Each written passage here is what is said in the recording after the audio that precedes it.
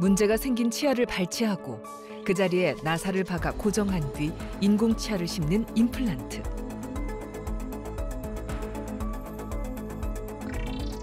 최근 5년간 임플란트 수술 횟수는 무려 50배 가까이 크게 증가했습니다. 임플란트가 오히려 자연 치아보다 더 좋고 병도 안 생긴다, 그런 이상한 막연한 그런 믿음이라고 그럴까요? 그리고 또 그걸 임플란트로 대체한다. 물론 기능은 모방할 수 있겠지만 기본적인 그런 감각 기능이라든가 여러 가지 장점이 많은 자연치아 장점이 많은 그런 것들을 다 소실하게 되거든요. 수술하는 사람이 늘어난 만큼 임플란트에 대해 궁금한 것도 늘어났습니다. 임플란트를 할까, 내 치아를 보존할까?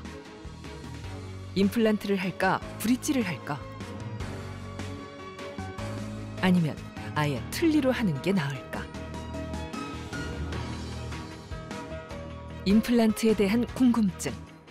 오늘 두 명이가 올바른 답을 알려드립니다.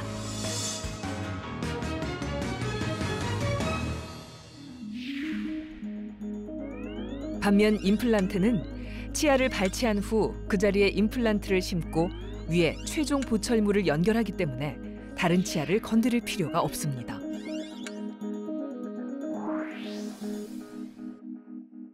임플란트의 장점은 그냥 아까 말한 브릿지는 인접치아를 삭제해야 된다는 그런 단점이 있는 반면에 이 임플란트는 그냥 가짜 인공 치근이기 때문에 그냥 빠진 그 자리에 치아를 심는 겁니다. 심어서 그냥 그 자리에 자연스럽게 올리기 때문에 또 하나 기능력으로 봤을 때도 훨씬 더 이 가짜이가 기능하는 것보다는 이 임플란트가 받치는 힘이 훨씬 더 좋거든요. 그런 장점이 있습니다.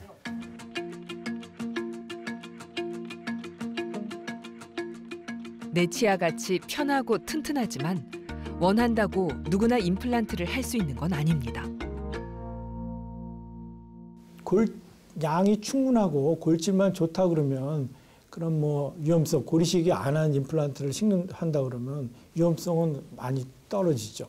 그런데 이제 처음에 골량이 충분하지 않은데 임플란트도 심고 고리식도 함께 하고 그래서 이제 우리가 동시법이라고 하는데 너무 무리하게 동시법을 하는 것보다는 단계법이라고 해서 골 만들어 놓은 이후에 시간이 많이 걸리더라도 그 이후에 임플란트를 심으면 좀 더 안전하고 환자한테 그 만족도도 증가시킬 수 있는데 환자분이 제일 이제 어려워하시는 게 이제 치료 기간이 너무 길어지니까 그 부분에 대해서 이제 환자분들이 좀 힘들어하시는 부분이 있습니다. 그 외에도 중독 수준으로 과한 음주, 지나친 흡연, 조절되지 않는 고혈압과 고혈당, 항암 치료 중인 환자는 임플란트 수술이 어렵습니다. 일단 임플란트를 하려면 일단 전신적으로 건강한 상태가 됩니다. 우리가 금기증이 날 수 있는 심혈관계라든가 심하게 조절되지 않은 당뇨라든가 조절되지 않은 고혈압, 그다음에 판막 수술했다거나 또는 최근에 뭐 항암 치료를 받고 있거나 또는 방사선 치료를 한다거나 이런 분들은 일단 제외가 됩니다. 또 심하게 또 알코올 중독자라든가 심하게 담배 많이 피우신 분들도 사실 예후가 좋지 않아요. 그런 분들은 하고 싶지만 일단 임플란트 시술에서 배제될 수밖에 없습니다. 잇몸뼈가 망가지는 가장 큰 원인은 치은염과 치주염입니다. 우리 치아는 치아를 지지하는 뼈 치조골, 혈관과 신경이 지나는 치수, 또 치조골을 감싸는 잇몸으로 돼 있습니다. 음식을 먹으면 세균이 입안에 남아 서식하게 되는데 이 세균이 치아와 잇몸에 붙게 되면 플라크라 불리는 치태가 생깁니다. 이 치태가 계속 쌓여 단단해지면 치석이 되고 치태와 치석을 방치하면 잇몸에 염증이 생겨 치은염이 됩니다. 염증이 심해지면 잇몸이 점차 벌어지고 뼈가 녹아내리게 되는데 이를 치주염이라고 합니다.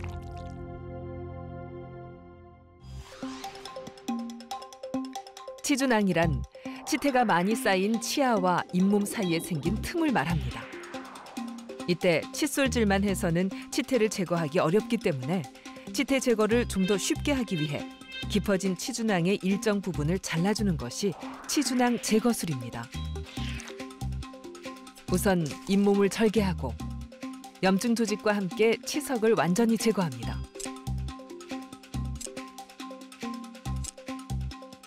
다음, 절개했던 잇몸을 봉합해주면 수술은 끝납니다.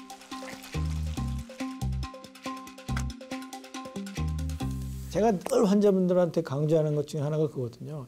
제가 잇몸 관리해 드리는 거는 약 40%, 환자분이 직접 하는 건 거의 한 50%, 그다음에 나머지 10%는 이제 모든 게 다 이루어졌을 때 그 100이 된다. 그걸 이제 강조하거든요. 그래서 이제 칫솔질 하나도 안 하시고 그냥 몇 개로 한 번씩 치석만 제거한다 그러면 그게 병의 예방이 안 되죠. 질환의 그 진행을 막을 수가 없죠. 그러니까 이제 계속 나빠지시는 거죠.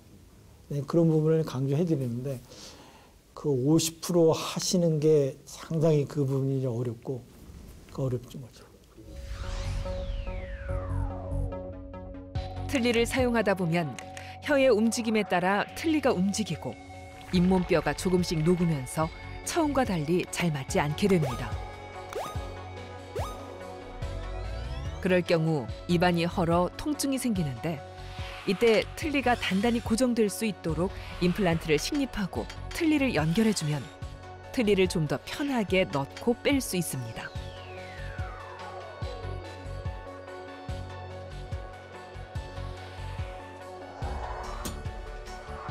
임플란트가 틀니의 지지대 역할을 하게 되는 겁니다. 2개 임플란트를 심어서 최소화 임플란트를 얘기하는 겁니다. 심어서 거기다가 부착 장치를 달아서 기존의 틀니를 올려놓으면 그 외형은 틀리지만 잘 견고하게 부착되어 있는 틀니. 그다음에 또 기능도 훨씬 더 잘 씹을 수 있게 됩니다. 그리고 움직이지 않기 때문에. 그러니까 또 움직이지 않으니까 아프지도 않고 그런 틀니가 될 수 있거든요. 그래서 그 특히 고령자를 위한 그 치료의 옵션 중에 하나가 임플란트를 이용한 피계 의치, 피계 틀니를 되게 저는 개인적으로 추천합니다. 남은 치아가 하나도 없거나 혹은 곧 그렇게 될 경우 치아를 대신해 그 역할을 해주는 보철물이 틀니입니다. 틀니를 만들 때는 우선 환자의 잇몸 모양과 상태를 진단하고 정밀 본뜨기에 앞서 예비 본뜨기를 진행합니다.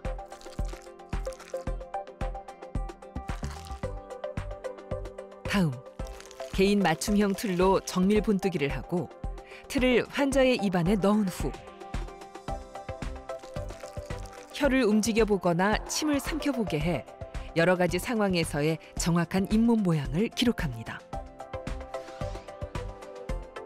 그것을 기준으로 작업 모형이 제작되고 말발굽 모양으로 왁스를 올려 확인한 뒤 환자의 잇몸에 장착합니다.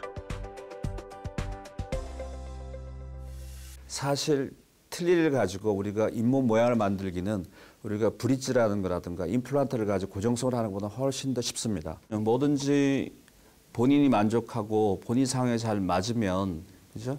그냥 그 치료 자체가 본인한테 제일 좋은 거거든요. 제가 말씀드리지만 사람마다 상황이 다 다르고 습관도 다르고 그다음에 그 선호도 다릅니다. 그렇기 때문에 그 사람의 그 요구도와 술자의 그 기술 이게 딱 맞아떨어졌을 때 이제 그런 말씀하신 그런 좋은 결과가 나타날 수 있는 거거든요. 그래서 이를 뽑아야 될지 말아야 될지는 전 세계 모든 치과의사의 딜레마입니다.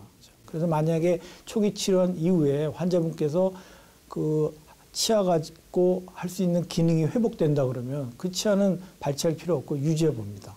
그래서 이제 일단 초기 치료해 보는 게 굉장히 중요하지 않나 이렇게 생각이 들고요. 초기 치료한 이후에 평가에도 늦어지지 않는 거죠. 이를 한번 뽑으면 다시 심을 수가 없는데 초기 치료한 이후에 얼마든지 그때 뽑을 수도 있는 거니까요. 좀 시간을 두고 여유를 갖고 염증 치료를 해본 다음에 결정하는 게 더 중요하지 않나 이렇게 생각이 듭니다. 이가 없으니까 뭐 고기 맛을 모르겠어 사실이거든요. 왜냐 그 치아 뿌리 주변에 치근막이라는 그 주변에 그런 맛을 아는 느끼는 감각기관들이 쫙 붙어 있단 말이에요. 그러니까 이 치아가 빠져버리면 그거 다 없어지는 겁니다. 모든 기능들이 저하가 되거든요. 그래서 그리고 또 그걸 임플란트로 대체한다. 물론 기능은 모방할 수 있겠지만 기본적인 그런 감각 기능이라든가 그런 뭡니까 또 여러 가지 장점이 많은 자연치아 장점이 많은 그런 것들을 다 소실하게 되거든요. 그래서 그런 것들을 위해서 자기 치아 보존하는 건 되게 중요합니다. 제일 중요하다는 칫솔질. 두 명의가 알려드립니다. 원을 그리면서 닦는 방법이죠. 이렇게. 이 방법도 괜찮으세요. 겉에는 이렇게 위아래로 동시에. 그래서 안쪽은 이렇게 하세요. 드래그시 할게. 아래쪽 앞니는 세워서 약간. 제일 뒤쪽이 어려서 이런 각도 닦으셔야 돼요. 여기는 맨 뒤에는 이런 각도, 여기 특히 이런데 이런 각도. 이렇게.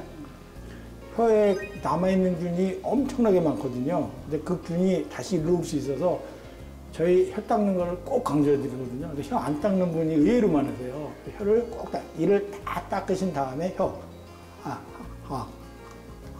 시간 사이에 빡빡하게 들어가는 사이즈 시간 칫솔을 선택해야 됩니다. 그래야지 잘 되고요. 어금니 하기는 되게 불편합니다. 그래서 곡형이 있으면 좋습니다. 그래서 이걸 쓰시게 되면 어금니 쪽은 이걸 하시고요. 모든 사이를 다 빠짐없이 하는 게 더 중요하다고 생각합니다. 그러니까 옛날에는 저희가 치아 썩는 충치가 제일 우선이었기 때문에 양치질이라고 그랬거든요. 양치라는 게 한문으로 말하면 치아를 양호하게 만든다는 뜻이잖아요. 근데 이제는 치아가 썩는 경우보다는 잇몸이 나빠서 이를 뽑는 경우가 더 많으니까 잇몸이 나쁜 거를 좋게 하려면 양치질보다 이제 칫솔질 쪽으로 가야죠. 칫솔질로 간다는 얘기는 치아만 닦는 게 아니고 잇몸을 좋게 하기 위해서 더 적극적으로 닦아주기를 이제 저희가 또 권해드리고 그쪽으로도 교육을 해야 하는 게 이제 중요하지 않나 이렇게 생각이 듭니다. 우리가 할 수 있는 예방은 한계가 있습니다. 그냥 매일 칫솔질을 잘하는 것밖에 없거든요. 그래서 이제 정기적으로 그 외의 것들은 꼭 전문가의 그 손길이 닿아야 됩니다. 그래서 6개월 또는 최소 1년에 한 번 정도는 치과에 내원하셔서 어떤 문제가 있는지 상태가 어떤지는 알아볼 필요가 있거든요.